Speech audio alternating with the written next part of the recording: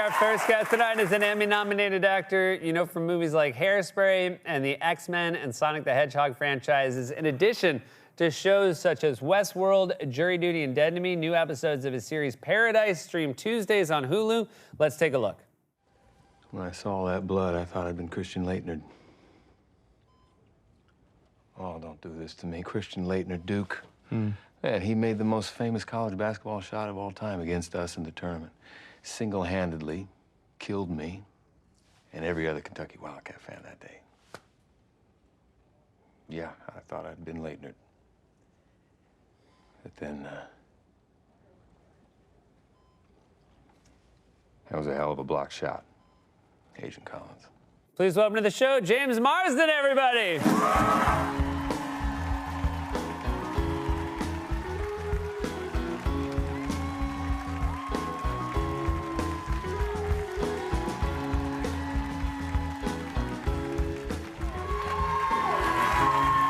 So serious. First time. Serious in that clip. You're very serious now. You play the president. Congratulations. Thank you very much. Yeah. I earned it. I earned the position. Yeah.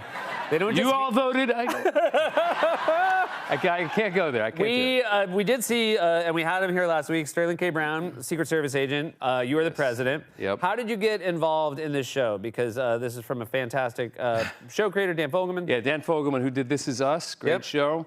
Ran into him at the Emmys last year. He pulled me aside and said, hey, I know we're not supposed to do this here, talk business, but I got a great show that I'm writing right now, great part for you. You play the president. I'm like, I'm not sure I qualify for that. Yeah. He said, but you drink a lot and you smoke a lot and you womanize is a great, terrific. I'm in. But yeah, so read the script. I knew Sterling was involved. Big fan of his. Just a terrific actor. And Julianne Nicholson as well. She's great. Yeah, and it was an interesting concept. I think if anybody's seen the trailer, it looks like just your sort of crime whodunit. Yep. And then it evolves into something very different than that. It is a hard premise to explain. Yeah, I can't do it without spoiling anything. But well, I will. I don't feel like this is spoiling anything, but you die right away. Yeah, I do. Yeah. Now, I was president for 2 days. Yes. Now, but again, much like This Is Us, so much of, Dan's a fantastic storyteller where there's a lot of flashbacks. So you are still in the show. Right. But because you die, there were scenes, and I think this is, by the way. Make sure they know. Yeah. I do die. Just in case anybody who's like, I like this premise, but I don't love James, he's dead right away. You don't have to live with me very long. No, but they do. But they do, because it is told in flashback. I think this speaks to the fact that, like, you reach a certain place in your career, whereas when you're a dead person in a scene, early in your career, they're like, you got to lie there and be dead. Right. But there were so many scenes with your dead body and dialogue around you that they built like a body double. They made a full-sized like latex version of me. Yeah. And his name was Russell. Uh-huh. By the way, Russell, everybody who is like, woo, like, and this is what you were talking about, you monsters. Oh, we're gonna meet this fella. Yeah, it was so that I didn't have to lay on the ground like all day while Sterling, you know, acted. Yeah. I mean, I think that's what he does. Whatever. Oscar, Yeah. You never want a director before a scene being like, give like Sterling a bunch of notes and then go, and then James just be dead.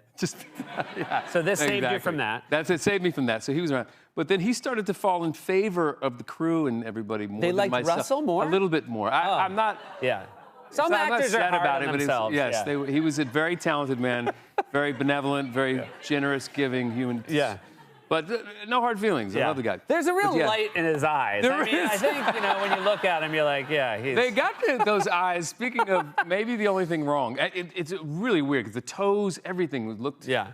And that was your thing, is like, if the toes were wrong... I'm out. You got to get the toes right. But the eyes, I don't know, look a little the too eyes are a little together. Yeah, they're not right. Yeah. They're look, it's hard. They're hard eyes to do, James. I mean, I think only God. Yeah. Hey, his nickname, sorry, not his nickname, whatever you call it, the president's, what is it, the call sign? The Wildcat. Wildcat. Yeah, he's a Kentucky... oh, right, there you go, yeah. as the clip established. What would, if you were the president, what would you have? What would my nickname be? Yeah, like for the Secret Service to call him. Courtney Collins. Who? Courtney Collins. Okay, great. I'm going with that one. It's weird, because usually this isn't Courtney. a call and response show. It is now. Yeah. It is now. I'm kind of like, what did we do wrong? Stand up and wave, please. Yeah. Stand up and wave, please. Yes, there we go. There we go. Beautiful. That'd be so Seth weird. Meyers call and response show. It'd be so weird if you went to the Secret Service as a president and they're like, what do you want your call sign to be? And you're like, Courtney Collins. Courtney Collins. Nicest all right, kid in I town. want to ask you about this real quick. You were on really, truly one of the most inventive shows in recent years, Jury Duty, which is absolutely fantastic. Thank you. Thank you. One of those shows that people explained the premise to you, you thought, oh, that's great, and then the way you all executed on it, I know it's a team effort, but it was really special. But I personally had a connection to it because the judge, played by Alan Barinholtz, this is my friend Ike Barinholtz's father. Yeah. I've known him for 20 years. Yeah. He was so wonderful. Was he as good to work with as a guy? He was. I think the reason why the show. I mean, Ronald, our wonderful Ronald, was amazing as well. Such a kind human being, but it worked largely because of this man. Yeah. Because Alan just anchored the whole thing in such gravitas and reality. I mean, he wanted to be an actor his whole life, but he chose to be a defense attorney. Yeah. And a very successful one. But this opportunity came along, and I think it was my friend David Bernard, who produced the show, got me to do it. Convinced me to do it. He said, we have Ike's father is a defense attorney, and he's also great at improv. Yeah. So they brought him in, and he could anchor everything in believability, because that was so important to believe that we were really doing a court case. And I just think that if we didn't have him, that would be maybe not what it was. It was so funny. Ike told me, he's like, hey, my dad wants to be an actor, and we laughed real hard. And then he goes, then a week later, he's like, she's on a show now called Jury Duty, and we laughed real hard. And then I was like, it's the best comedy of the year. I'm like, look at that. Right, yeah. And he did. And I think Alan moved from, I think, Chicago? Yeah, from Chicago to got out to L.A., and now he's like... And he told Ike, you got to move back to Chicago now. There's not room for both of us. Yeah, you got to go back, Ike. Your beginnings as a young actor. You did some news anchoring as a young person?